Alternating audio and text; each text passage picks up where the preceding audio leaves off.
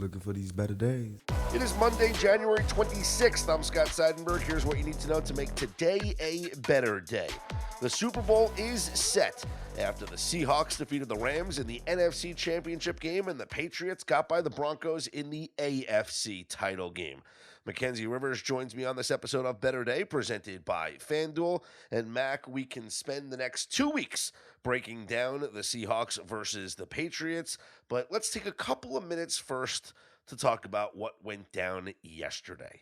It all started in the AFC Championship game where the Patriots outlasted the Broncos 10-7 in a game that was really like 2 or 3 different games in one, if you know, when you're watching it, because early on the Broncos and Jarrett Stidham were in control of this game. The Patriots offense could barely get a first down. The Broncos take a 7-0 lead thanks to one deep shot to Marvin Mims, which cashed, by the way, our free play of the day up on betterday.com, the over longest completion for Jarrett Stidham. It Yes, also sir. cashed one of our plays on one of our other props in that game, the Marvin Mims over receiving yards. But then the Patriots offense, again, could not get a first down. They got one first down in the entire first quarter. And then, second quarter, the Broncos get the ball all the way down to the Patriots' 14-yard line. And this, Mackenzie, is where Sean Payton lost the Denver Broncos the AFC Championship. You will never convince me that if the Broncos take a 10-0 lead, they do not go on to win that football game. Instead of kicking a field goal to take a 10-0 lead, Sean Payton decides to go for it. The play gets blown up, and the Broncos come away with 0 points. Now, some people will say, but they got the football back anyway. It didn't matter. I don't care. Because It mattered. at that point, you had an opportunity to turn a one-possession game into a two-possession game, and you elected not to do it.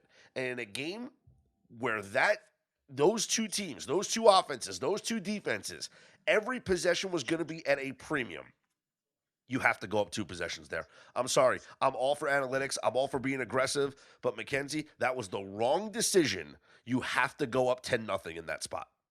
I completely agree. You have to understand your team. This is the second game that ended in Mile High this year that was 10-7. So it's not like something that should have struck them completely by surprise. All season, I know they had some shootouts versus the Jaguars and the Packers, but they were a defensive team. And by the way, if they get that, they're first and goal from the 9-yard line. I'm not even sure they score. The game was defined by 2 4th-and-1s. The Patriots got theirs, somewhat controversially. The Broncos didn't get theirs, and that was the game. Yeah, and you're right. Because even if they get the first down and it's first and 10 at the 13-yard line instead of 4th and 1 at the 14-yard line, so they get the first down, there's no guarantee that you score a touchdown. You're still like, if you look at like the EPA, the expected points added, you're not all of a sudden assuming a touchdown there. It's not like this was a decision where it was 4th and goal from the 1-yard line, and you either get a touchdown or you kick a field goal, or you don't get any points. That's a different story. If you got this first down, there was still no guarantee that you were scoring a touchdown.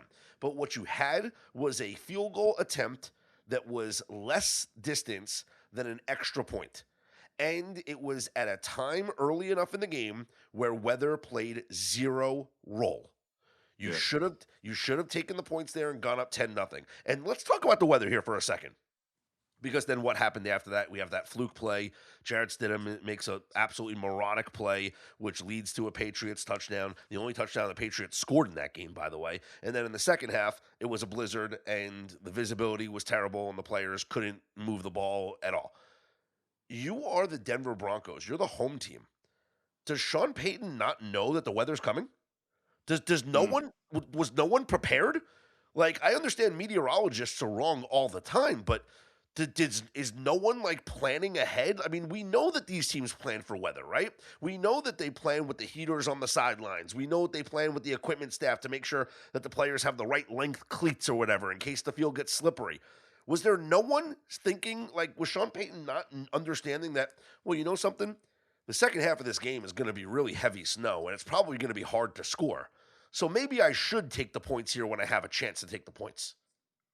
It's very interesting. As someone that spent some time in Denver with the football team, it's very high up. The clouds are very close to you, and they move very quickly across the sky. So it is prone to those rapid changes in weather. And I wonder if a guy like, I don't know, Mike Shanahan, after 15 years of being in Denver, would be a little bit more alert to that than someone that's been there a couple years like Sean Payton. I'm not sure it's something that you can know, but it's something that you can be prepared for as far as taking the points when you have the opportunity. It's nothing's guaranteed in that stadium. And that's the thing, yeah. Take the points when you have the opportunity. And then, yes, the Patriots wound up getting a fourth down conversion, and then Sean Payton wastes a timeout I didn't think he challenging. got it. I mean, I know it's too close to call. Well, that's the thing, I didn't Mackenzie. think he I got it. agree. I don't think he got it either. But you cannot challenge that play.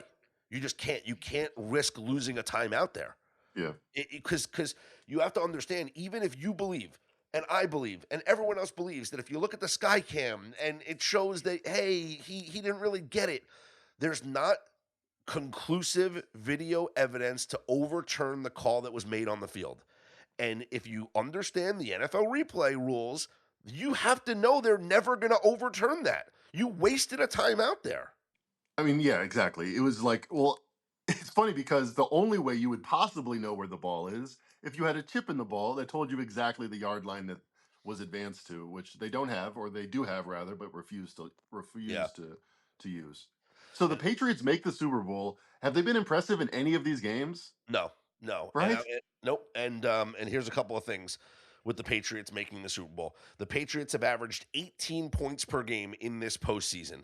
That is the fewest of any team to make the Super Bowl since the 1979 Rams.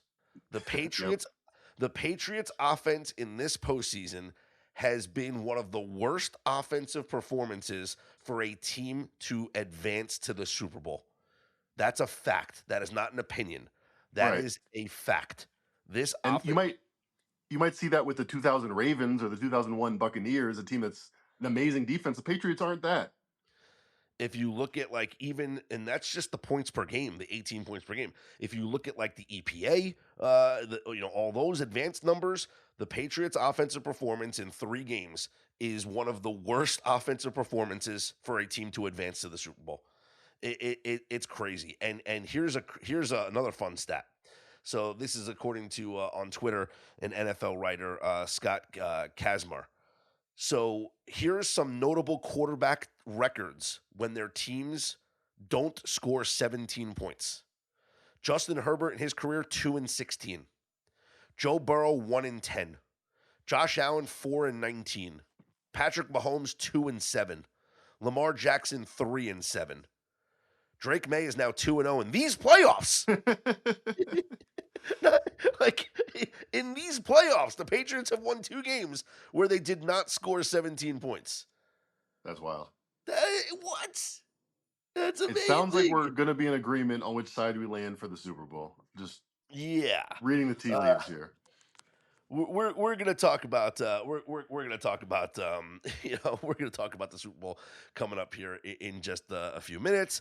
Let's get to the NFC Championship game, Mackenzie, which absolutely delivered. I mean, Right. these teams back and forth, back and forth. The only thing that was missing from this game was defense. 31-27 was the final score, Seahawks over the Rams. And the difference in the game was the muffed punt in the third quarter by the Rams.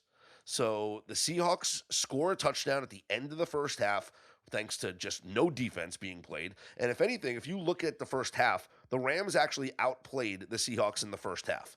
But the yardage numbers looked a little bit skewed because on that final possession of the first half, Sam Darnold threw a 50-50 ball to Jackson Smith and Jigba, which he made a great catch and then held on to the ball even after the defender just put an absolute lick on him. That was a 42-yard 50-50 ball. And then Jackson Smith and Jigba was just wide open in the end zone for a 14-yard touchdown. So they go into the half, the Seahawks do, up 17-13. Rams force a 5 and out on the first possession of the third quarter. And then the punt returner falls down and the ball hits off of his shoulder and muffs the punt, leading to a Seahawks touchdown. That's the difference in the game because every other possession was matched. It was touchdown, touchdown, touchdown, touchdown, punt, turnover on downs, punt.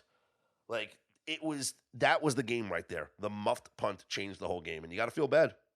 It, I'll say it like this: Matthew Stafford played like the guy that's going to win the MVP next week. 370 yards, 3 touchdowns, no picks. Sam Darnold played just as well. So, I mean, yes, it was one turnover. That was the difference. Same first downs, both great yards for play. Both had 400 total yards.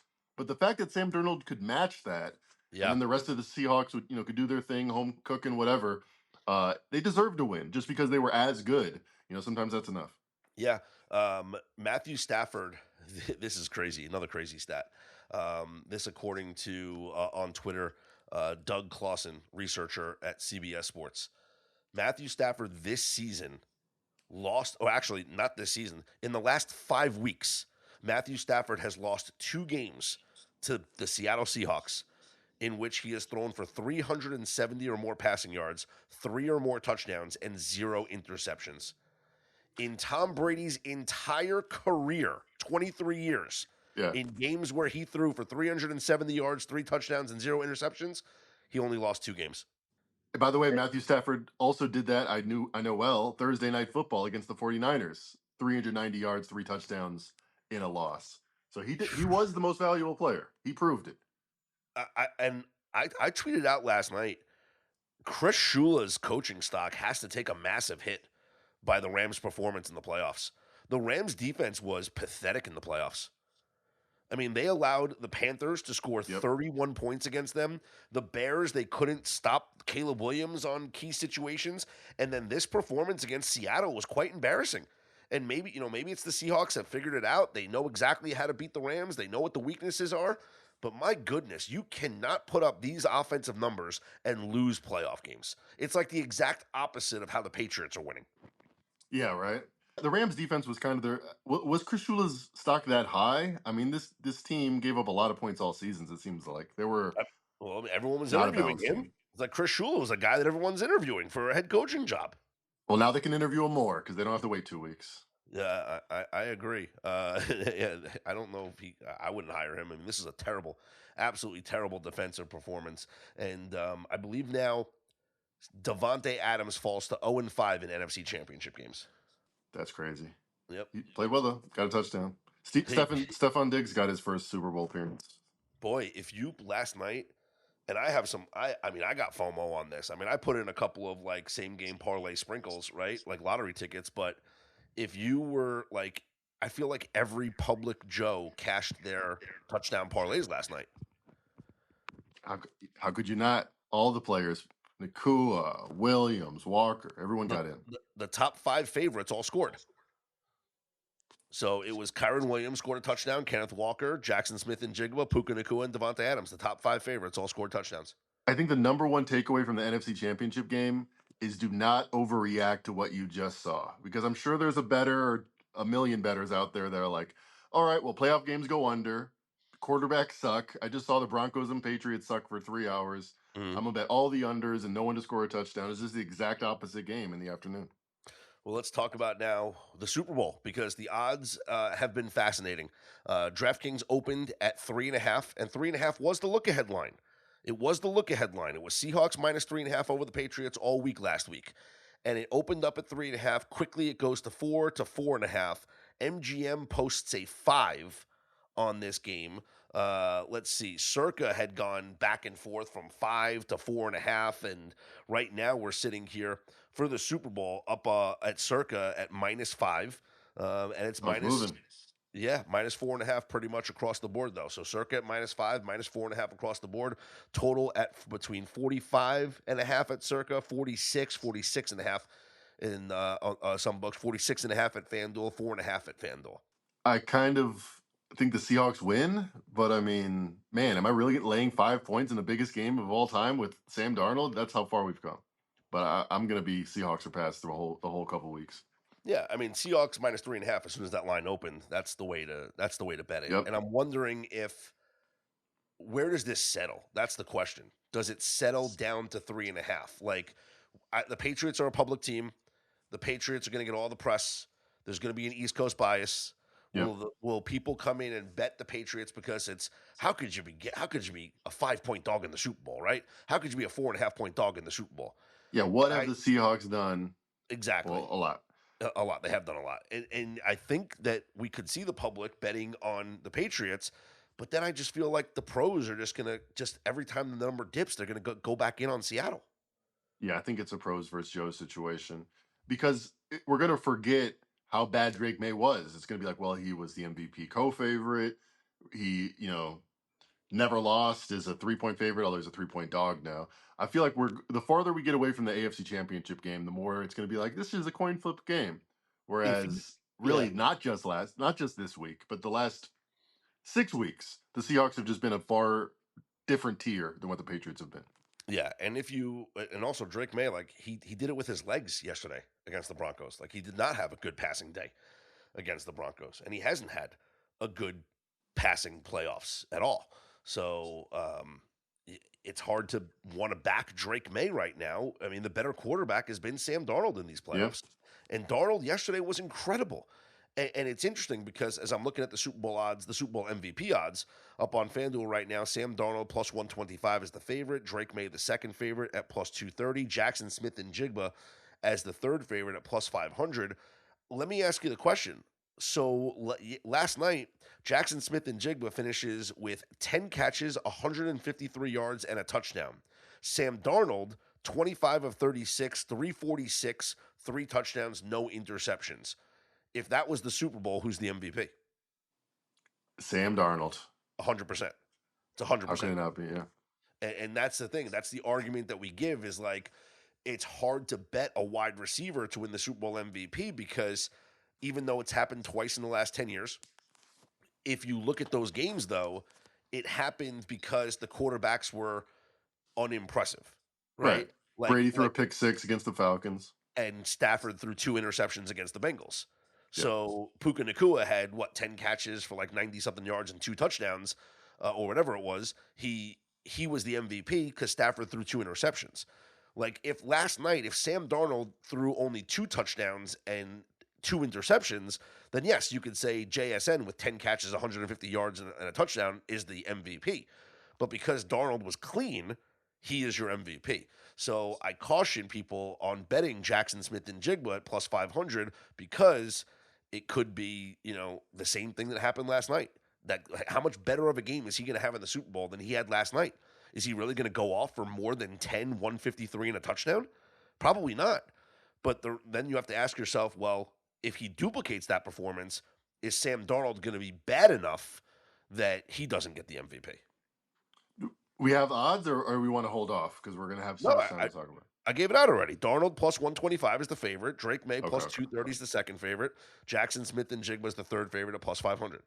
So the Seahawks are minus 230 ish. So they're like a 65% chance. Do I think Sam Darnold has a 40% chance? I kind of do. I think plus 125 is value. Could you see Kenneth Walker at plus 700, though?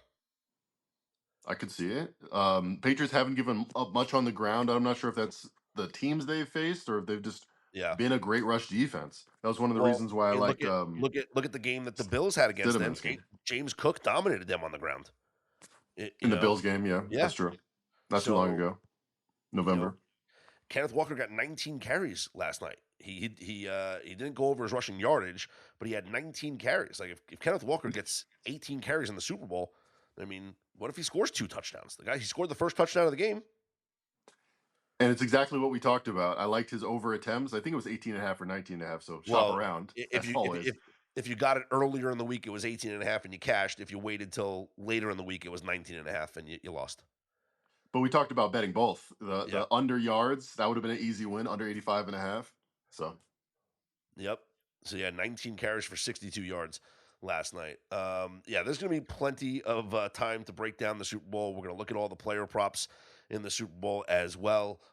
We have plenty of time over the next 2 weeks, and that's the thing. This line is going to sharpen up.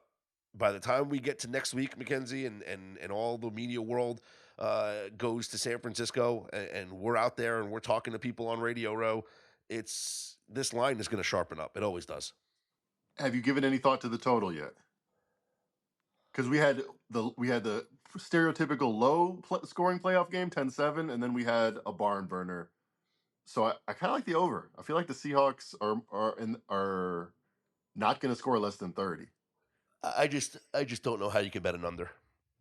I just don't. I mean, I'd love No to see weather this. in San Francisco. I know. I'd love to see this number get down a little bit from 46 and a half. I just I I I don't see it. It's hard for me to look at this as an under game. Yeah, and as we're going to talk Fez in these couple weeks, the Super Bowl guru, we're going to have a portfolio of over bets. We're going to have a portfolio of Seahawks bets, I'm guessing, but Yeah. it's not going to be as simple as over 46 and a half. Let's see what Yeah. happens. But there will be different ways to attack it. Yeah, plenty of time to break down the Super Bowl over the next 2 weeks. So definitely keep it locked here. Stay with us over up on betterday.com.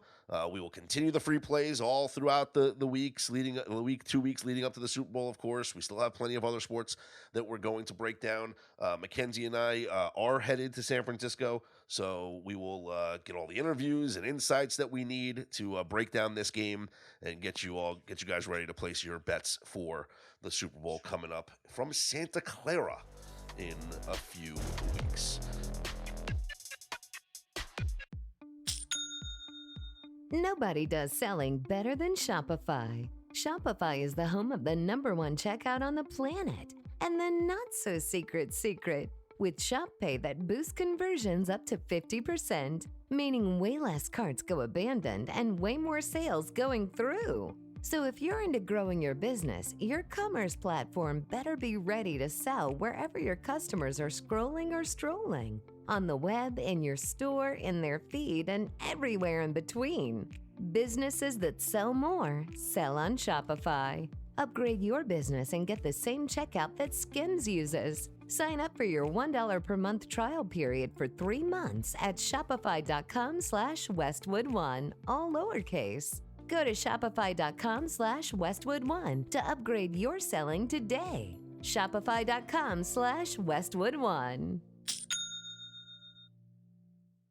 Every Friday from 6 to 7:30, it's NBA Happy Hour on FanDuel, your pregame for the weekend. We're talking limited time specials you won't want to miss. Boosts, bonuses, surprises, all dropping in the app during happy hour. So before tip-off, check the FanDuel app to see the week's special. Then, make your move before the shot clock expires at 7:30 Eastern. It's the perfect way to start your weekend. A little basketball, a little action, and a whole lot of Friday energy. That's NBA Happy Hour, every Friday from 6 to 7:30 p.m. Eastern, only on FanDuel, official sportsbook partner of the NBA. Must be 21 and older and present in select states. For Kansas, in affiliation with Kansas Star Casino, or 18 and older and present in D.C., Kentucky, and Wyoming. Opt-in required. Rewards are non-withdrawable. Restrictions apply, including bonus and token expiration, leg requirements, and max wager amount. See terms at sportsbook.fanduel.com. Gambling problem? Call 1-800-GAMBLER or visit rg-help.com. Call 1-888-789-7777 or visit ccp.org/chat in Connecticut or visit mdgamblinghelp.org in Maryland. Hope is here. Visit gamblinghelplinema.org or call 800-327-5050 for 24/7 support in Massachusetts or call 1-877-8-HOPE-NY or text HOPE-NY in New York. Well, injuries playing the biggest role here at this point in the NBA season. Mackenzie, Devin Booker is the latest injury news. He's going to be out at least a week with an ankle sprain. Over the weekend, we saw Giannis suffer an injury that he's going to miss several weeks. It just feels like with the trade deadline coming up, it really has it makes me less and less interested in what's going to happen here at the trade deadline. Yeah, and John Morant is another one who is shelved for until past the trade deadline, but Yeah. they are listening to trade offers. It seems almost there's too many times like in the NBA like this. It seems like kind of like the beginning of the season, they're very cautious about their players. The end of the season, all right, we're getting for the playoffs. And right now, they're like, all right, let's get to the trade deadline. Let's see where we're at the trade deadline. So yeah, it seems like a lot of these teams aren't going full pedal to the metal quite yet. Yep. So to me, it's the trade deadline's February 5th. So we do have about a week or so left, but it's Yeah, I don't think it's going to be an exciting time here for the trade deadline. Hey, Mackenzie, we have some day basketball here today. Are you aware of this? Yes, sir. The Hornets seem to play every time I turn on the TV when I wake up in the morning. They're playing. Yeah, we got some day basketball today at 1:40 Eastern time. It'll be the Indiana Pacers taking on the Atlanta Hawks in Atlanta, with the Hawks a 5-point favorite, total of 232 and a half up on FanDuel. And then at 3:10 Eastern time, the aforementioned Hornets will be hosting the Philadelphia 76ers. Charlotte a 3-point home favorite up on FanDuel with a total of 227 and a half. With the early start times, the unconventional early start times, Mackenzie, do we roll with the 4-leg same game parlay plus of under first half, under full games? You went what 5-1 on this exact parlay on Yep. Martin Luther King Day. Yep. I think this is how I want to play it because yeah, you could do all that. I'm gonna lean under on any game that starts before 12 o'clock Pacific. That's for Yes. sure. I think Pacers and Hawks are less accustomed to this early start time. I think they go under 232 and a half. The Hornets, this is their third early start time in less than 2 weeks. I think they might be coming out the gate kind of hot. That's what they did against the Wizards. The first half goes over. The game ended up going under. I like the Hornets in general in the first quarter, maybe against the Sixers. But yeah, I lean to the under in both games. Yeah, and by the way, these were weather shifting games, so that's the other thing that we have to also keep in mind, that it's not like these were already scheduled day games Right. like a Martin Luther King Day where More it's like disruption. Right. exactly where you already know what's going to happen in your schedule. Like this is something that they find out. Like it's like, wait, what? What time are we tipping off? So yeah, the only way I could look is the under on both of these games. Again, 232 and a half between the Hawks and the Pacers, 227 and a half between the Hornets and the Sixers. Elsewhere on the schedule for tonight, the Magic are at the Cavs, Cleveland the 5-point home favorite. Blazers visit the Celtics, Boston laying 8.5 at home. Lakers 1.5-point favorites at Chicago. The Rockets 10.5-point home favorites against the Grizzlies. And the Warriors in Minnesota against the Timberwolves. Minnesota a 7.5-point favorite. This is a game that we literally saw yesterday, where Yep. the Warriors won 111-85, a game that was a makeup from a game that was canceled the other day. So now we have the immediate revenge spot in the same exact location. Do we go with the Minnesota Timberwolves? We go with the Minnesota Timberwolves in the first quarter. I watched most of that game. It was on at the casino right next to Broncos Patriots. It felt like the Timberwolves, maybe with everything that's going on in Minneapolis right now, it felt like they started that game kind of sleepwalking. Well, they got punched in the mouth pretty good, especially as that game wore on. They are good enough to. I mean, we've seen the line adjustment. This was 5.5, now it's 7.5. So the market expects them to bounce back. I do too. But I think if you isolate the first quarter, the line move doesn't hurt you as much, only losing a half point. So less than 4, I like the Timberwolves in the first quarter. All right, that will be a play that we will certainly be keeping an eye on here for tonight. On the ice, we do have a back-to-back situation that I would like to take advantage of. The Ducks, who played in overtime last night in Calgary, getting a 4-3 victory over the Flames, will be in Edmonton tonight to take on the Oilers. The Oilers, heavy favorites, minus 250, so you'll have to get creative to find a way to play Edmonton and maybe fade the Ducks here. Elsewhere tonight on the ice, you got the Bruins visiting the Rangers. Boston, a minus 115 road favorite, and not much to like here about the Rangers offense and seeing what they're able to do. Bruins should be able to light the lamp. Mammoth visit the Lightning. Tampa, minus 175 favorite. Islanders are at the Flyers. Philly, a short, minus 115 favorite. Kings visit the Blue Jackets. Columbus, minus 118. We got the NHL's Stadium Series coming up here. I believe it is next weekend, or this weekend, Mackenzie. On February 1st, it'll be the Boston Bruins and the Tampa Bay Lightning outdoors in Raymond James Stadium. What? And for those, yes. For It's those too. Isn't it going to melt? that is the You thing. got to get Frosty the Snowman home before he melts. That is the thing. It is supposed to be 60-something degrees in Tampa here this weekend. So What does I that do to don't. the play? It's slushier. It's less crisp. Yeah. They're playing the game at 6:30 p.m. Eastern, so they're obviously waiting until the sun goes down. They do have the ice covered for now, right? so that the sun doesn't beat down on the ice. But it is, yeah, I'm very curious to see what the conditions are going to be like here for Bruins and Lightning playing outdoors. Puck could be jumping a little bit. Puck could be bouncing on some not good ice conditions there coming up on Sunday. All right, that'll wrap things up for this episode. Again, we are just getting started with our Super Bowl previews. It's going to be an exciting 2 weeks, as I did mention before, and you might have slipped, but Mackenzie and I will be headed to San Francisco.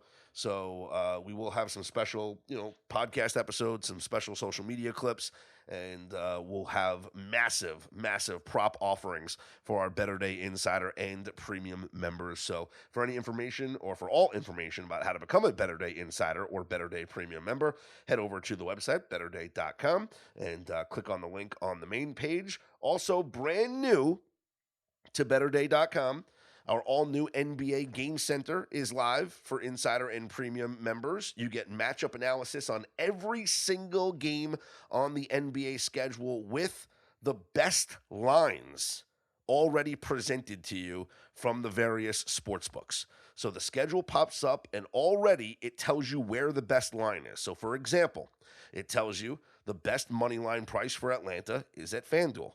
Meanwhile, the best spread price for Indiana +5 is at FanDuel. And then another book, you can take Atlanta, on the best price. So it gives you the best offerings, and it gives you a little matchup analysis on every single game based off of the offensive rating, defensive rating, and you can click on a drop-down menu that pulls up all the player props as well with, yes, as you mentioned it, the best lines. So you'll be able to see, Pascal Siakam, I can get the best over at this on FanDuel or the best under on this on a different book.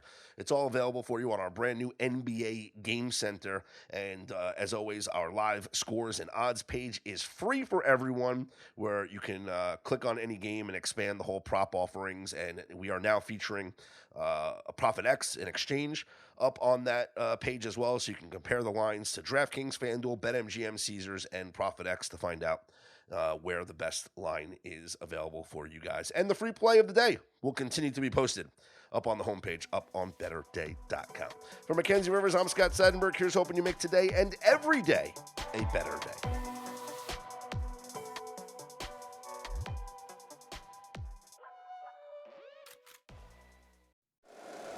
If you like the show, please take a moment to rate, review, and subscribe. It really does help the show to grow. Thank you for listening.